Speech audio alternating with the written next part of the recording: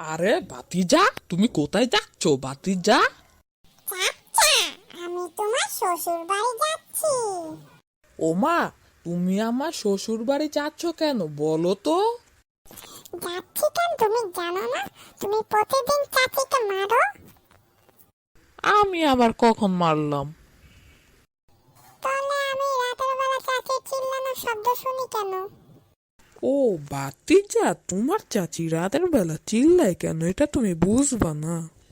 এ বড়ুর বাচ্চা বড়ু, আমি কি ছোট রয়েছি জাম বুঝবো না ক?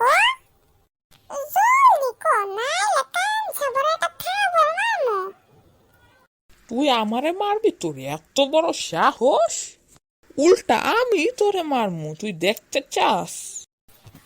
ওরে আল্লাহ, আমারে মারলে কিন্তু আমি তোমার শ্বশুর বাড়ির লোক করে সব কিছু কয়ে দিমু।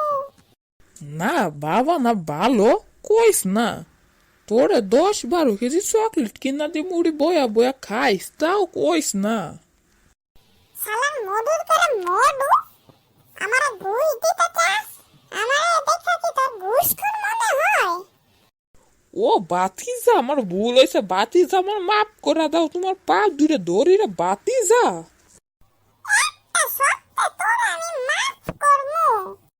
কি শর্ত বাতিজা? জলদি কো বাতিজা, আমি তোমার শর্ত পূরণ করবো রে বাতিজা, কিন্তু তুমি আমার শ্বশুর বাড়ির লোক করে বিচার দিবা না তো? না না, দিমু না, আমার সত্যটা পূরণ করো।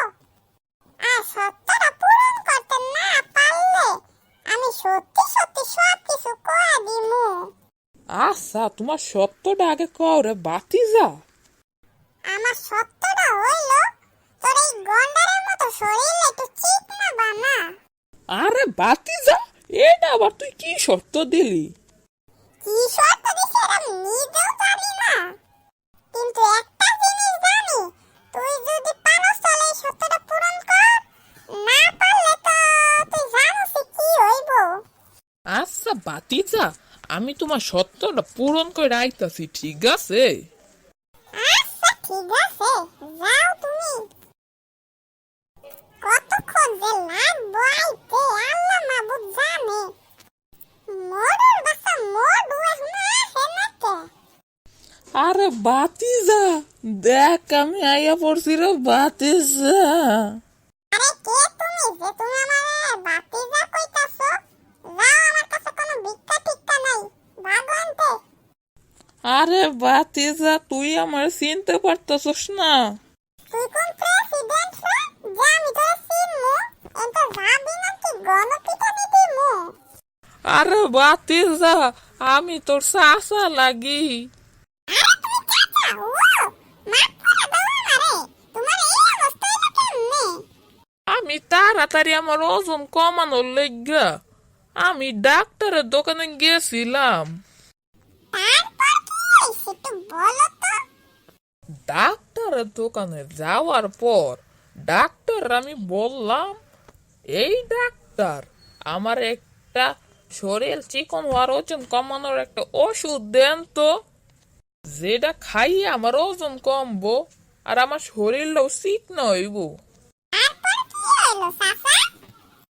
তারপর ডাক্তার আমার গেড়িটা দইরা এক ধাক্কা মাইরা আমার ডাক্তার দোকানের বাইরে পাঠায় দিছে। তারপর তুমি কিছু বলো নাই?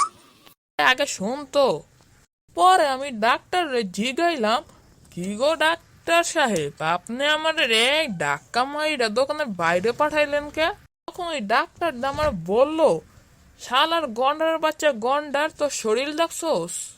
তোর এই শরীর হাজার ওষুধ খাওয়ার পরও চিকনা হইতে পারবি না, বুঝছোস? পরে আমি কইলাম, যতই কষ্ট হোক আমার একটা ওষুধ দিবেনই দিবেন আপনি। তারপর কি হইলো চাচা একটু বলো। তারপর আমার গণপিটানি দিছে। এই লিগা চাচা? ওই যে আমার কইলো না, হাজার ওষুধ খাওয়ার পর আমার শরীর চিকনা হইব না, তাও আমি আল্লাহ জোরাজোরি করতেছি ওষুধের লেগা, এই লেগে আমার গণপিটানি দিছে। আরে চাচা, তোমার লগে কত খারাপ হইছে না চাচা। হরে ঠিক কইছোস। আচ্ছা চাচা, আমি তোমারে মাফ করে দিলাম, কিন্তু তুমি এই